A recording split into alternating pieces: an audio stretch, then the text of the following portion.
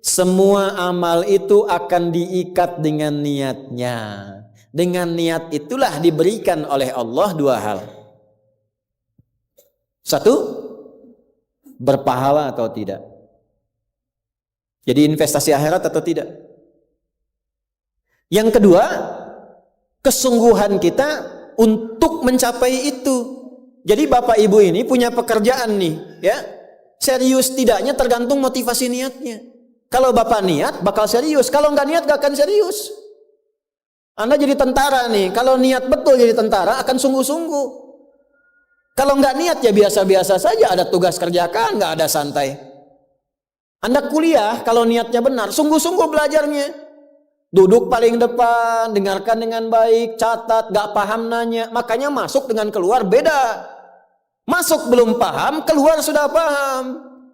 Ini duduk, masuk kelas, duduk di kursi barisan belakang. Duduk di kelas, bangku deretan belakang. Gitu kan, di dalam kelas penuh dengan obrolan. Dengan pikirin. Gak pernah nanya, pulang. Mau ujian, minggu tenang jadi minggu gelisah. Pinjam catatan teman. Nah itu belum niat, gak niat tuh kuliahnya. Ya, kalau mau niat tuh sungguh-sungguh pasti serius.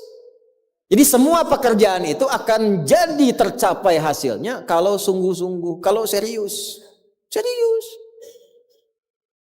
Ya, jadi kalau melamar sekali ditolak, kedua kali terus, 3 kali, 4 kali. Ya. Kalau tidak ada di tempat itu, cari tempat lain. Ada seorang pemain biola tingkat tinggi, itu biolanya saja harganya puluhan miliar. Kalau sekali konser, itu tarifnya, tarif konser biola itu bisa di atas 1-2 miliar. Tiba-tiba dia coba iseng ngamen di pinggir jalan. Ya, jadi kalau kita di kereta di New York gitu, itu ada stasiun, di situ suka ada yang ngamen-ngamen itu. Iseng beliau ngamen, gak ada yang tahu kalau itu pemain biola termahal di dunia. Begitu memainkan musiknya, bagus musiknya, yang dikasih cuma recehan. Sekian sen. Dapatnya berapa? Ya cuma sekian dolar, 4-5 dolar aja. Padahal ini kalau manggung tarifnya bisa 2 miliar. Tapi analisis komentarnya sangat luar biasa. Ternyata manusia itu, perhatikan, kalau ingin sukses harus pandai menempatkan diri. Dia dihargai murah itu karena di tempat yang memang tidak mengetahui siapa dia. Ketika dia menempatkan diri pada tempatnya, maka berharga nilainya di hadapan Allah. Jadi kalau Anda di satu tempat dianggap tidak bernilai, cari tempat lain. Mungkin di situ bukan tempat yang layak bagi Anda untuk menunjukkan siapa Anda. Tapi mesti serius. Itulah sebabnya ada sa'i. Apa itu sa'i? Ayo rali-rali kecil. Terus lari-lari besar apa? Maraton. Sa'i dari kata sa'a, artinya sungguh-sungguh, serius mencapai peluang, naik ke atas bukit untuk melihat dengan jernih ke rahmah, ya. Lihat dari sofa sampai marwah dengan sifat rahmah. Marwah itu puncak tertinggi yang ingin diraih. Maka gunakan dengan sa'i, sungguh-sungguh serius. Kalau lihat peluang kejar walaupun dengan berlari. Kalau nyampe nggak ketemu, balik lagi. Walaupun sampai bolak-balik. Pada akhirnya pasti ditemukan yang cocok dengan kita. Sungguh-sungguh. Nah ini Jadi kalau Anda ingin serius, ingin sukses, ya, mencapai sesuatu apapun serius. Yang sekolah serius nih. Ya. Perwira-perwira masuk mau sekolah serius. Ya, jangan ngandalkan joki. Ayo serius supaya ilmunya benar. Ya, urutkan. Anda juga sama nih yang di kampus-kampus dan sebagainya tuh. Ya, kuliah yang betul. Kan mau Indonesia emas tuh 2045. Bagaimana bisa dapat emas kalau nggak sungguh-sungguh? Itu yang kemarin PON tuh. Kalau nggak serius nggak dapat emas. Nah, yang kedua begini. Kalau cuman pakai yang pertama, yang belum beriman pun dapat itu. Terus faedahnya kita beriman apa? Ya, gini ya. Ini ada yang belum beriman, non-muslim. Kerja serius. Anda sudah beriman, kerja serius juga, sama-sama serius. Dua-duanya sukses. Lalu manfaat imannya apa? Tuh. Ini untuk menjawab pertanyaan begini, Pak abdi teh muslim. Nah, non-muslim teh tiasa sukses, kaya, abdi teh kaya. Saya sholat tapi nggak kaya-kaya. Nah, itu pertanyaan yang salah. Supaya kaya itu penyebabnya bukan sholat, tapi serius, sungguh-sungguh. Kalau sungguh-sungguh kerja, sukses. Sungguh-sungguh belajar, sukses. Sholat itu, nah ini mendampingi kesuksesan dengan keberkahan. Kalau ingin berkah, sholat. Ingin nyaman, sholat. Sholat mendesain kesuksesan itu melahirkan falah, kebahagiaan yang mendamaikan. Makanya falah dalam bahasa Inggris definisinya success and happiness. Sukses dan bahagia. Balik ke sini, ke hadis tadi. Lalu apa manfaatnya di situ huruf ba itu? Niat itu apa? Merubah rutinitas menjadi ibadah. Ini yang mahal. Ini Pak, gini Pak ya. Bu. Ini apa Bu? Gelas. Isinya air. Fungsi air itu menghilangkan haus. Caranya minum. Tiap hari kita itu minum. Sesuatu yang dilakukan terus-menerus namanya rutin. Disifati jadi rutinitas. Minum itu rutinitas.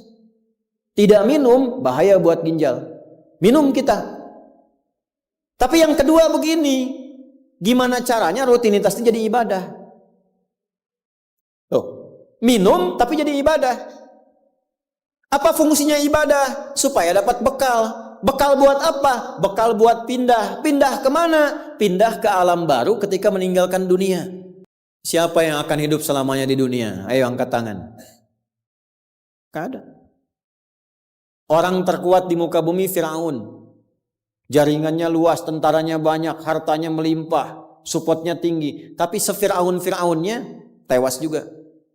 Selesai. Nah, artinya apa? Kita akan meninggalkan ini karena kehidupannya sementara. Karena itu bagi orang yang sudah meninggalkan dunia, disebut diumumkan telah meninggal dunia. Nah kita punya iman kalau meninggal pindah kemana? Kan ditanya. Akal kita kan bertanya, ini pindah meninggal dunia, meninggalkan dunia pergi kemana? Kan belum pernah ada yang punya pengalaman ke situ balik lagi. Oh abdi tadi kadinya wih doi, nggak ada. Ya. Harus terjawab. Kalau tidak terjawab bingung kita ini. Harus terjawab. Yang bisa jawab itu siapa? Yang menciptakan kita. Tanggung jawab. Harus memberikan keterangan. Karena itu kalau ada kitab suci menerangkan dengan sempurna. Setelah di dunia ke sini keadaannya begini, bekalnya begini, dari situ ke sini prosesnya begini. Ini menunjukkan kitab suci itu benar dan sumbernya dari Sang Pencipta. Dan berita baiknya, Alhamdulillah. Alhamdulillah, silahkan riset, silahkan komparasikan. Secara ilmiah, riset. Hanya Al-Quran yang menerangkan itu dengan sempurna. Dari dunia pindahnya ke sini. Alamnya disebut dengan kubur. Pemisahnya disebut barzakh. Di dalamnya ada begini. Dijelaskan oleh Nabi rinci. Kalau begini, begini. Kalau begitu, begitu. Selesai itu nanti bertahap seperti ini. Terjadi kiamat begini. Rinci. Kalau itu karya manusia, mustahil ada satupun manusia yang bisa berbuat seperti itu.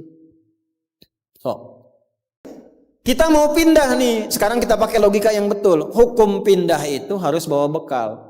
Ini yang ngaji semua di sini, enggak semuanya orang Bandung, orang Jakarta. Tuh. Ya, Soreang mana Soreang? Masih subuh nanti pas maghrib Soreang tuh. Ya, Purwakarta mungkin kan. Ini enggak semua orang Bandung ini. Apakah Anda bisa nyampe ke sini kalau enggak ada bekal? Dari Bandung mau ke Jakarta mesti ada bekal. Beli tiket pakai kereta api cepat. Ya, kereta cepat, wush, tiketnya bekal. Pakai pesawat, bekal. Hukum mengatakan setiap pindah tempat mesti ada bekal. Ini Anda, saya, kita mau pindah dari dunia minimal transit, ya waiting roomnya di alam kubur. Mau pindah, pertanyaannya bekalnya apa? Kan pindah tempat. Semakin berpindah tempatnya, semakin beda hukumnya.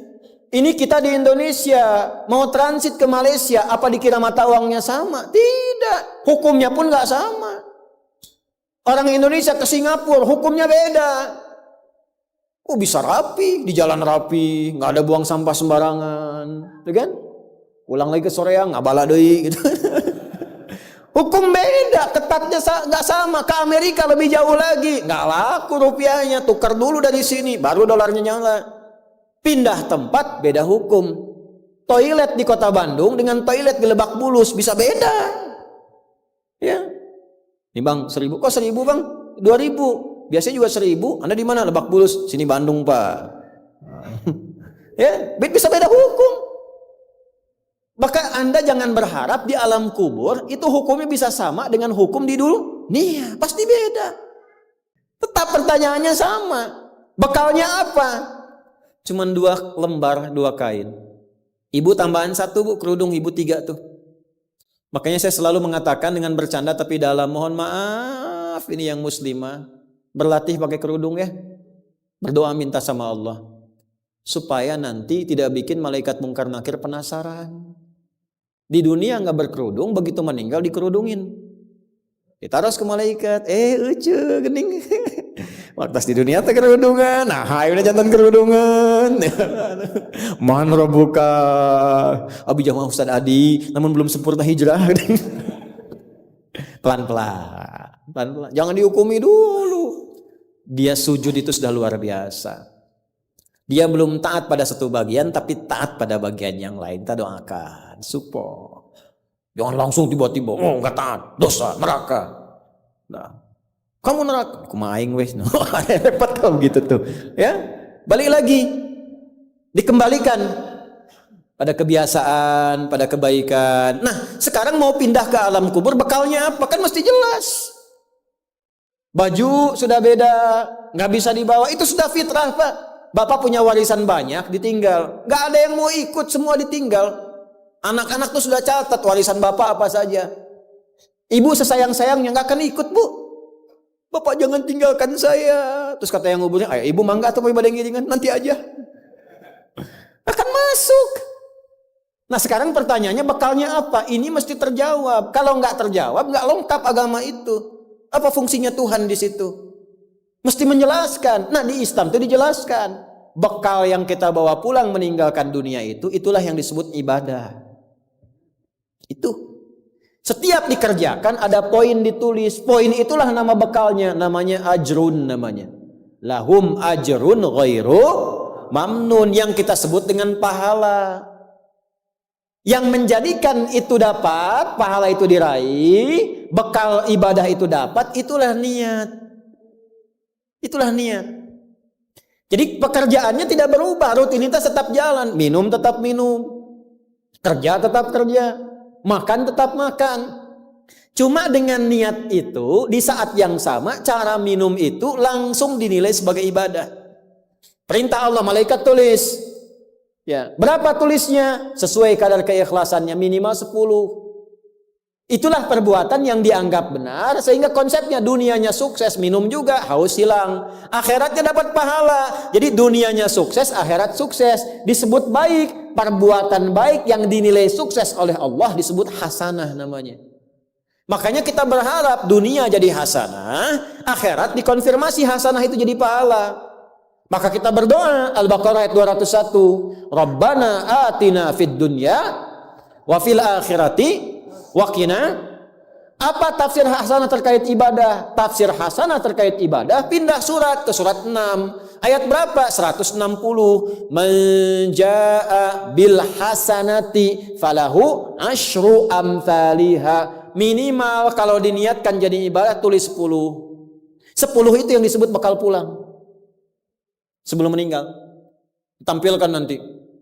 Punten Pak ngetang nate sanes kieu nya 1, 2, 3, 4 itu hitungan dunia. Cara menghitungnya 1 ke 2 500 tahun. 2 ke 3 500 tahun, 3 ke 4 500 tahun.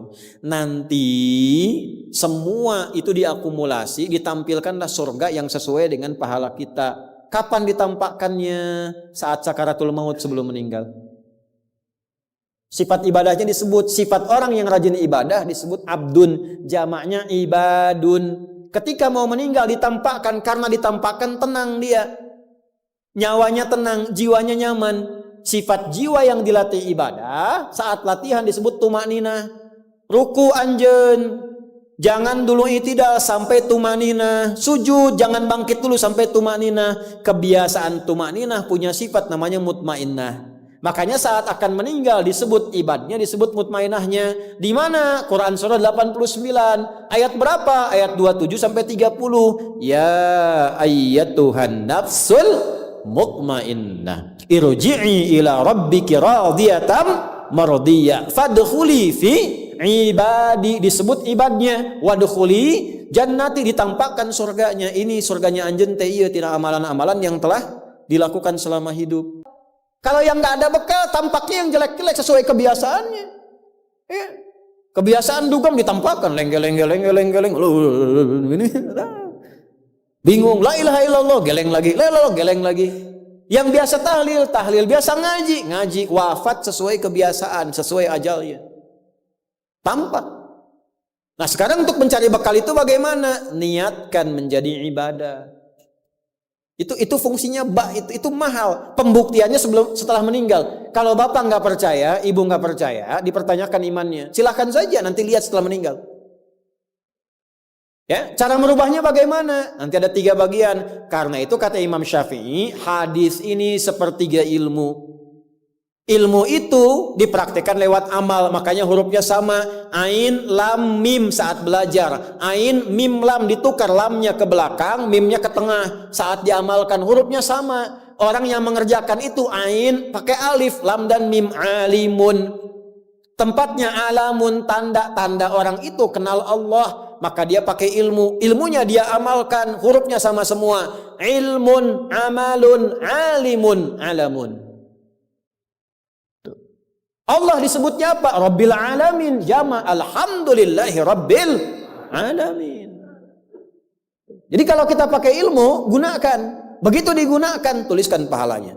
Kata Imam Syafi'i, hadis ini sepertiga ilmu. Karena ilmu itu ada 3. Ilmu tentang lisan, ilmu tentang perilaku tubuh bagian luar, ilmu tentang hati. Semua perilaku kita bergantung 3 hal tadi.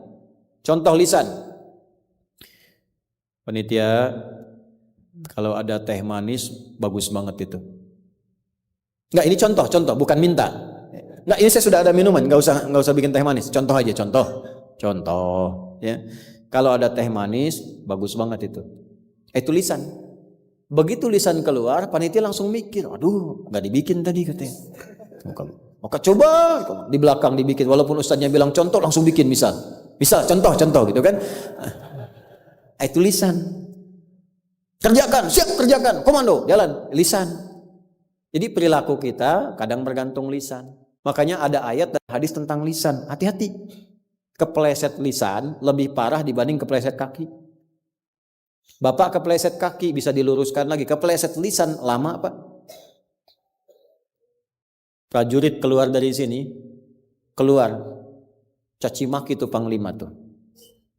Jangan dipotong videonya ya. Contoh ini mah, contoh. Kepleset lisannya, selesai karirnya. Kepleset kakinya, masih bisa berjalan. Maka lisan tuh ada hukumnya sepertiga bagian hidup kita. Kedua nih, ujung kepala sampai ujung kaki, tangan bergerak, kaki melangkah. Hati-hati. Itu semua ditentukan oleh apa? Nih kolbu, amalan hati. Bapak tahu dari mana kalau orang yang senyum itu senang pada Bapak? Bagaimana taunya? Boleh jadi dia iri hati, di hatinya itu ada sesuatu.